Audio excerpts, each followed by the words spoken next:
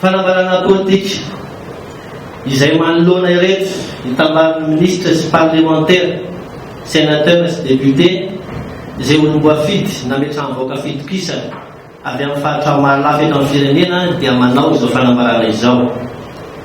Manoloana ny toe-daram-pirenena, mahatsapa fa ilaina ny fanampiana sy ny fanomezan-tanana ary dia vonona ny fanankirozan-kevitra sy ny fampienoana.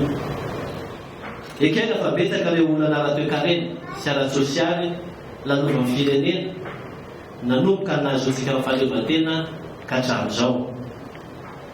Samy nanao ezaka ireo fitondrana ny fandimby, nisy ny voavaha, nisy kosa mbola tsy voavaha izay mbola hatreny fitondrana ankehitriny izay niezaka arak'izay vitany na dia vao 3 volana latsaka no tafapetraka teo amin'ny fitondrana.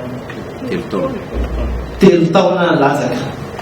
Satria raha ireo fahaisarana sy olona maro samihafa nandritra izay 20 taona nazona ny fahaleovantena izay dia sarotra ny nono fa ho voavaha ao anatin'ny 2 taona sy tapany, indrindra fa firenena nandalo krizy izay misy fiatraikany entsana teo amin'ny lafiny ara-toe-karena ara-tsosialy.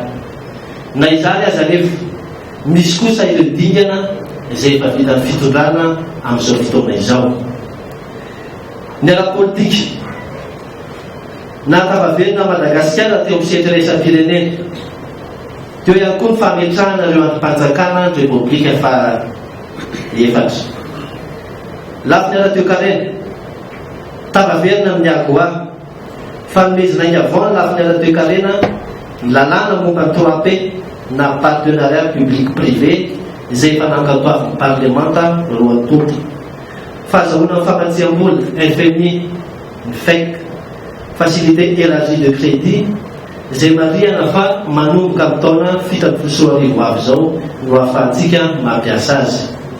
Fivoriana ny arahana tamin'ireo mpamatsy vola tamin'ny taona 2014. Fa minavinana niovy tompony ankarena ho 500 raha toa ka 400 zany teo anio. Miverina ny financement Union Européenne 11e FED.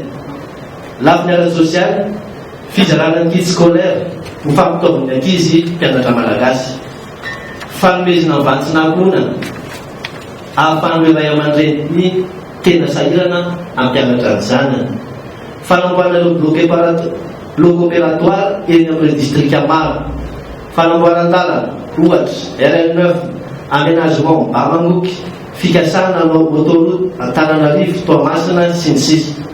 Projet d'extension port Toamasina, fampatsiam-bola avy amin'ny Jika, fanapariana ireo cantine scolaire, fandraisana mpiasam-panjakana ireo mpampianatra frama ray alina isan-taona, vaccine polio, fanomezana ny CLD na comité local de développement ronta tapitrisarialy isaky ny district. Raha atao banky-tokana ary dia maro ireo izaka efa vita. Ko an'ireo antonao indrindra no naharesy lahatra anay sy ireo ankoatra anay fametana sy anoana ny riham-batoa filoham-pirenena satria ny tao-trano tsy vitany irery. Noho izany dia manao antso aby izahay amin'ireo malagasy namana rehetra tsara sitrapo tsy akanavaka manerana losy mba hanatevin-dalana anay ka hivondrona sy hanampy ao anatin'ity vovonana na plateforme izay antsainganay antsoina hoe firaisan-kina ho fampandrosoana ny tanindrazana. Mankasitraka tompokolahy, mankatelo tompoko vavy.